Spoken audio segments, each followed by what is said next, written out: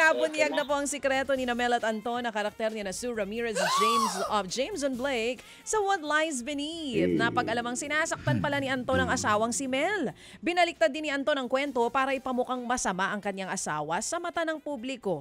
Gusto mang makipaghiwalay ni Mel, nagbanta ang mister na masisira ang kanyang karera kapag tinuloy niya ito. Umami naman si Alice na ginagampanan ni Janela Salvador kay Beth na karakter ni Charlie Dizon kung bakit siya aligaga at takot sa seguridad ng kanyang anak. Umamin si Alice na hiwalay na siya sa asawa at gusto lamang makasiguro na hindi makukuha ang kanyang anak. Mapapanood po gabi-gabi ang What Lies Beneath, 8:45 on TV5. Samantala naman, nagsalita na po daw ang aktor na si Raymar Santiago kaugnay pa rin po ng mga paratang ng kanyang biyanan na si Nanay Inday Barreto. Sa isang post sa Instagram, sinabi po ng aktor na napilitan siyang magsalita at magpahayag ng saloobin. Ayon po kay Raymar, ikinagulat niya ang anyay mga kasinungalingan daw ng kanyang biyanan na si Nanay Inday nga.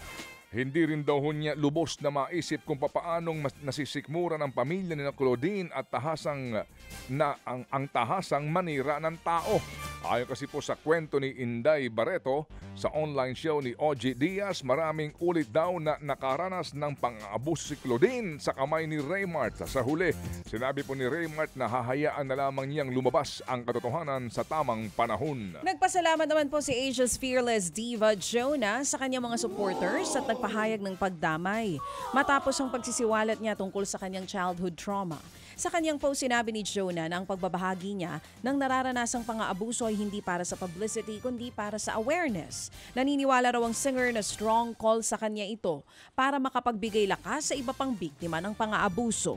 Sa huli, sinabi ni Jonah na dalangin niya ang paghilom at kapayapaan para sa lahat ng mga nakaranas ng pang-aabuso. Ikinuwento po naman ng Oscar Award-winning director na si Guillermo del Toro ang pinagdaanan ng bidang si Jacob Elordi para maging creature sa Frankenstein. 10 oras daw po na nasa makeup chair at 42 piraso ng prosthetics ang ikinakabit sa aktor para isabuhay ang naturang karakter. Para kay Guillermo, hindi lang ito horror, isa itong pagninilay sa kung ano ang ibig sabihin ng pagiging tao. Una nga po nagkaroon ng 15-minute standing ovation sa Venice Film Festival ang Frankenstein at isa ito sa mga pelikula na nakikitang makakahakot ng mga parangal.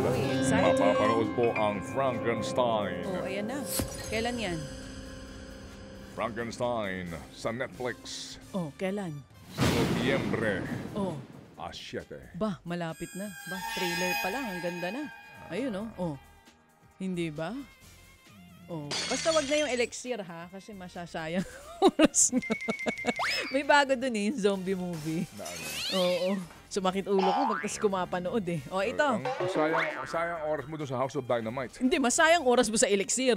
Isang oras din yun, ha? 1 hour 30 minutes, nasayang ang buhay ko.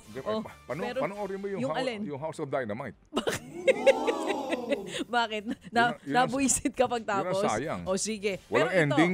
Ito, walang ending yung napanood mo? Yes. Yun ang matindi. Ito talaga, sukdulan, mas gusto ko kumampi sa zombie kaysa sa tao. Ganon. Dito sa napanood ko. Panoorin nyo po. Ay, wag na pala. Wag po. Wag nyo sayangin ang oras. Pero ito mga kapatid, hashtag Bring Rodrigo Home! Yan po mga kapatid ang panawagan ng fans ng Phil-Am singer na si Olivia Rodrigo. Ayun.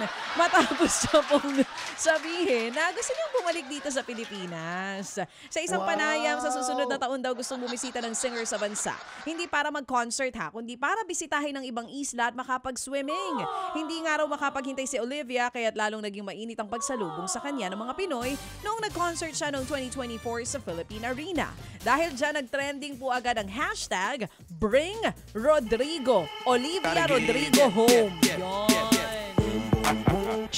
Mga kapatid, brothers and sisters, saan ka pa? Dito na tayo sa totoo. Dito na tayo sa True FM. Mga kapatid, mag-subscribe and follow po kayo sa social media accounts ng True Network PH. Yan po kami. Hanapin nyo lang True Network PH, Facebook, Instagram, YouTube, TikTok, and podcast.